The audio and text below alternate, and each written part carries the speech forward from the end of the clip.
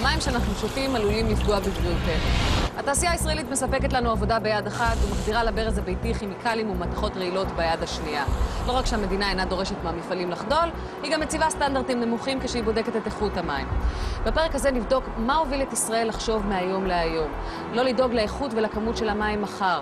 אפשר להציל את משק המים הישראלי, לטהר, להתפיל, אבל אם זה לא נעשה די בעבר ולא יעשה עכשיו, לא יהיה מחר.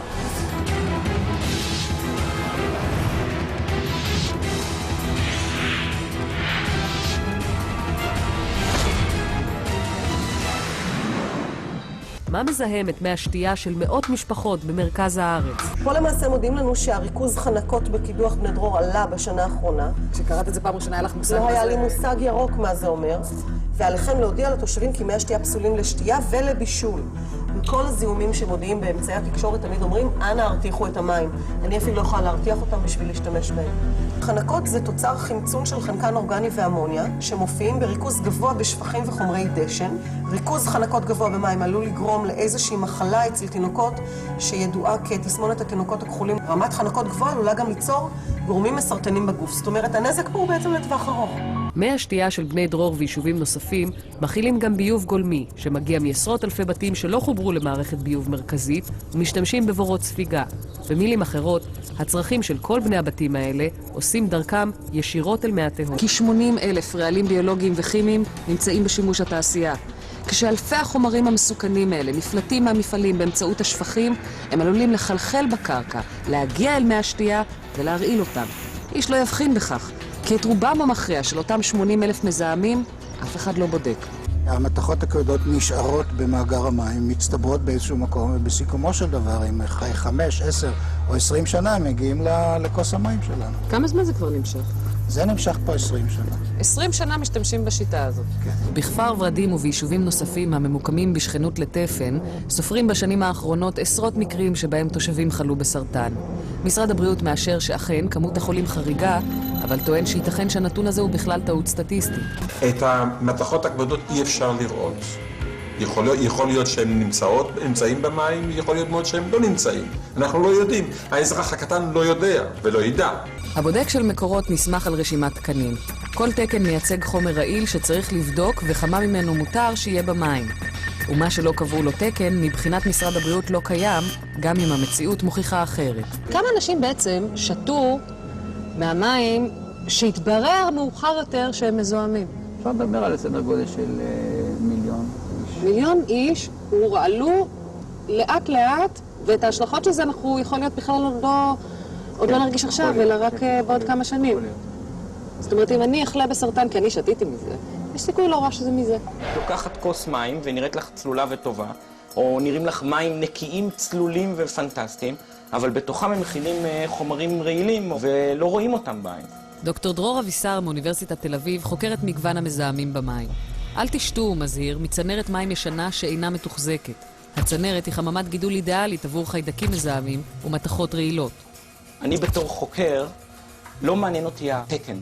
ברגע שהמזהם הזה נמצא במים, אני לא אשתה אותם. ואני לא אתן לילדים שלי ולחבריי ולגידו לי. לקבל סרטן ממים? אפשר על ידי מים, אם בן אדם שותה מים עם מזהמים מסוימים, בריכוזים מסוימים לתקופה מסוימת, יכול בהחלט להיות שאותו גורם שנמצא במים הוא זה שהיה טריגר להתפתחות של גידול סרטני. מי הברז שאנחנו שותים הם תמהיל של מי הכנרת ומי תהום. כדי שהמים לא יפגעו בבריאותנו, מינתה המדינה 12 גופים שונים שאחראים על איכות המים. נציבות המים, מקורות, הרשויות המקומיות, משרד הבריאות, משרד הפנים, המון ידיים מטפלות. אבל מרגע שהמים מגיעים לצנרת הביתית, אף אחד לא טורח לערוך בדיקות לאיתור מזהמים. ולמי שאין אמצעים להחליף צנרת ישנה ומתפוררת, יקבל בברז שלו מים מזוהמים.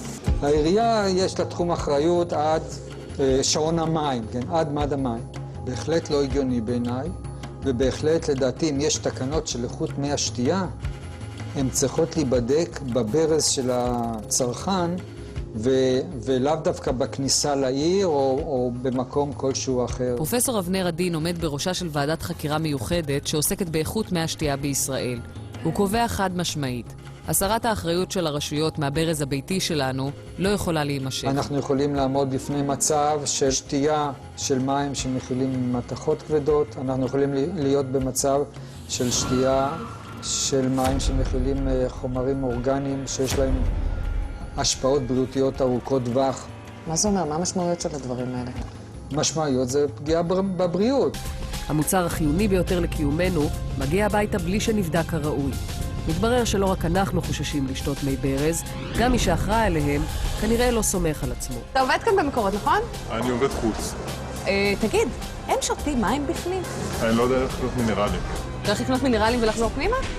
לעבוד במקורות ולשתות מים מינרלים קצת מוזר, לא? ניגוד אינטרסים, אבל... כמה קנית?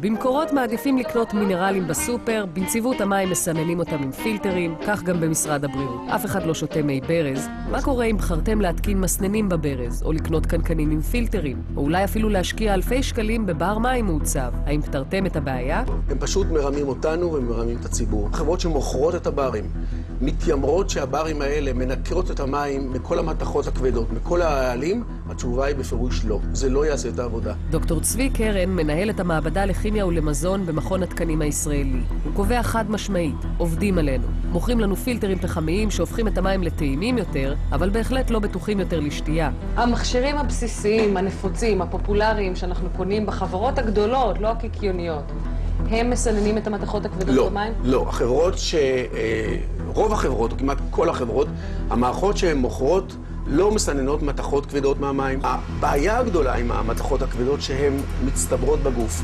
הן לא מופרשות מהגוף במהירות גדולה, הן מצטברות והנזק הוא נזק מתמשך. המכשיר הזה, שהוא מאוד נפוץ, יש אותו בהרבה מאוד משרדים וגם בבתים פרטיים, האם הוא מנקה לי את המים לחלוטין? אני יכולה לסמוך עליו? מנקה את המים לחלוטין בפירוש לא.